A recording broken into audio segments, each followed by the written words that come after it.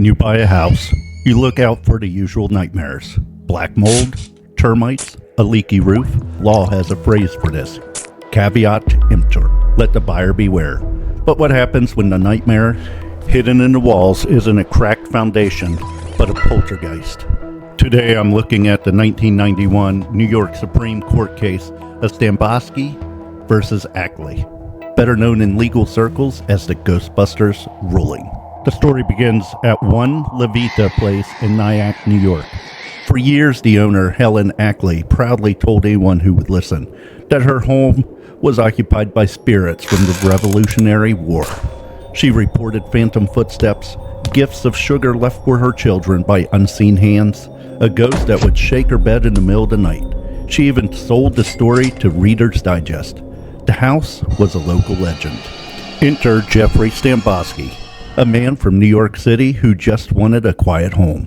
In 1989, he put down $32,000 deposit on the house. But Stambovsky was an outsider. He hadn't read the local papers. He had no idea he was buying a house with a spectral roommate. When Stambovsky finally discovered the house's chilling reputation, he was horrified. He demanded his deposit back, refusing to move his family into a known haunt. But Helen Ackley refused. A contract is a contract, right? Stambovsky took her to court. The lower court dismissed his case. They cited that old rule, caveat emptor. The buyer should have inspected the house.